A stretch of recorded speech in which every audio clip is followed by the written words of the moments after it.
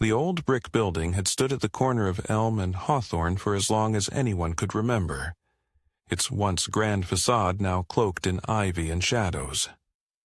For decades, it was a husk of forgotten memories, whispers of its past echoing through boarded windows and cracked walls. So, when a sleek sign appeared overnight, the Séance Café, grand opening tonight, the town buzzed with curiosity and unease. Among the intrigued was Amelia, a quiet artist whose eyes bore the weight of recent grief. Drawn by an inexplicable pull, she found herself at the cafe's entrance as the sun dipped below the horizon, casting long, eerie shadows that seemed to beckon her inside. Inside, the air was thick with the scent of aged parchment and something sweetly decayed. Velvet drapes in deep purples and blacks cascaded from the ceiling, and candle-lit chandeliers cast a dim glow that danced across the ornate, vintage furnishings. Amelia's footsteps were muffled by a plush crimson carpet as she navigated the labyrinth of tables, each one adorned with delicate lace cloths and a single flickering candle. The patrons around her murmured in hushed tones, their faces painted with anticipation and a hint of trepidation.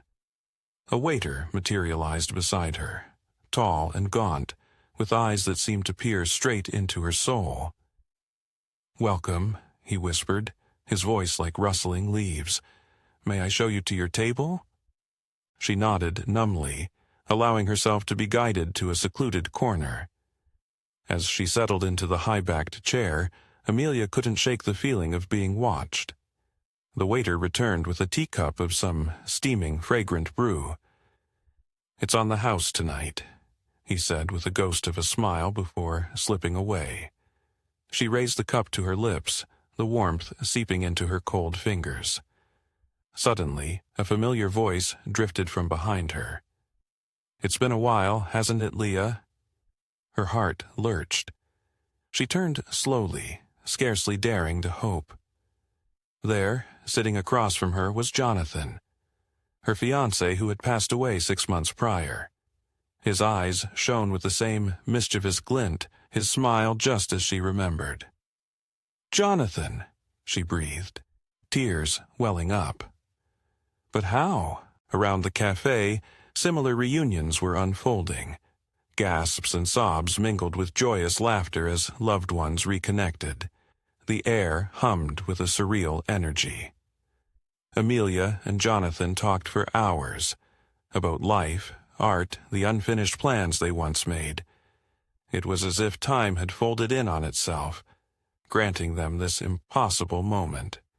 Yet beneath her overwhelming joy a sliver of unease twisted in her gut. "How is this happening?" she finally asked. His gaze flickered. "The cafe bridges worlds tonight," he replied evasively. "But we don't have much time." As the evening wore on, the atmosphere subtly shifted. The candle flames guttered, casting elongated shadows that slithered along the walls.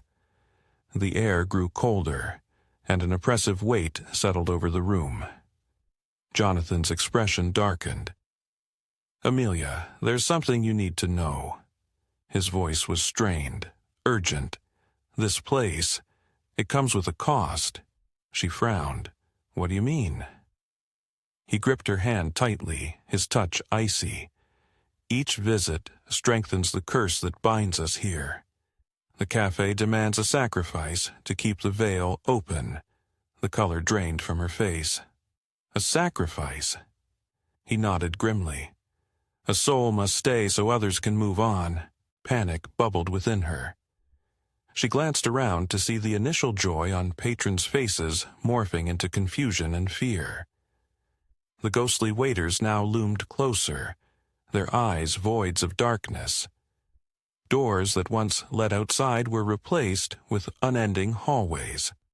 "I don't understand," she whispered, pulling her hand from his grasp.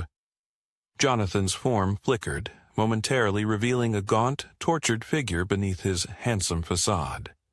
"I was the last sacrifice," he confessed. "To free me, someone else must take my place." Horror dawned on her. You want me to stay here? Forever? His eyes softened with sorrow. It's the only way. I'm sorry.